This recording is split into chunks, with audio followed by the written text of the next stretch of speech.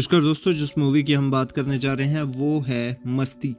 और ये जो है ये पहली मूवी थी जो हमने मस्ती सीरीज़ में देखी है। मस्ती, ग्रैंड मस्ती, ग्रेट ग्रैंड मस्ती, ऐसी ऐसी कई मूवीज़ आई, बट उनमें कुछ खास मज़ा नहीं आया। जो कि रियल में ये वाली जो मूवी थी, जो पहली वाली मूवी है, वो काफ़ी अच्छी थी। मतलब ऐसी बहुत ज़्यादा उल नहीं था, बट अच्छी थी। मस्ती 3 कुंवारे लोगों मीत, प्रेम और अमर के इर्द गिर्द घूमती है। उनका जीवन तब तक लापरवाह रहता है जब तक उनमें से प्रत्येक की शादी नहीं हो जाती।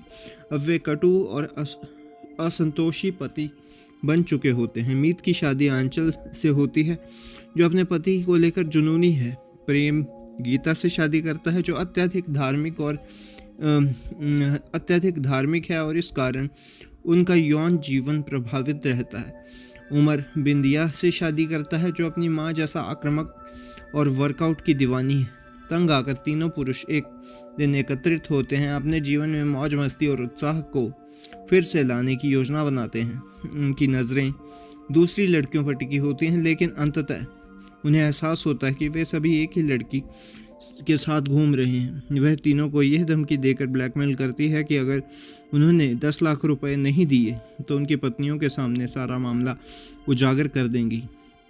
पैसा इकट्ठा करने के बाद वह भयभीत होकर पैसा देने जाते हैं, लेकिन वह मोनिका को उसकी कार में मृत पाते हैं। वे घबरा जाते हैं और दोस्त से बचने के लिए उसके शरीर को छुपाने की कोशिश करते हैं, लेकिन पुलिस अधिकारी सिकंदर द्वारा उन्हें रोका जाता है, जिसे उन पर संदेह है।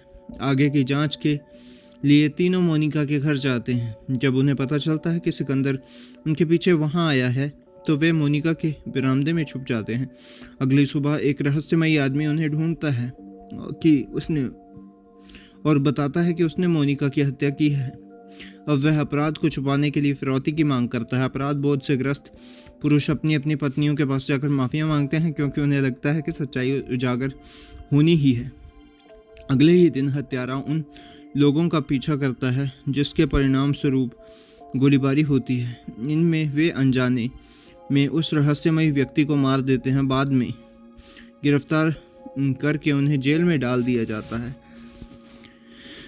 उनकी पत्नियां जेल पहुंचती हैं और पुरुष भावनात्मक रूप से सच्चाई प्रकट करते हैं। कुछ समय बाद वह खुलासा करती हैं कि पूरी स्थिति उनके द्वारा ही बनाई गई एक प्लान थी। मोनिका जीवित है और हत्यारा सिकंदर खुद ही है। वह वास्तव में बिंदिया का चचेरा भाई है। महिलाएं अपने पतियों को सबक सिखाना चाहती थी, और फिर पुरुष अपनी पत्नियों से माफ़ी मांगते हैं और वादा करते हैं कि वे कभी ऐसा नहीं करेंगे। तो दोस्तों, ये थी मूवी की स्टोरी। ये मैंने आपको पूरी बता दी। ये था मेरा रिव्यू। मैं मिलता हूँ आपको किसी और मूवी के रिव्यू के साथ। तब तक के लिए बाय। हाँ, इसे देख लो। ठीक है, ओके, बाय बाय।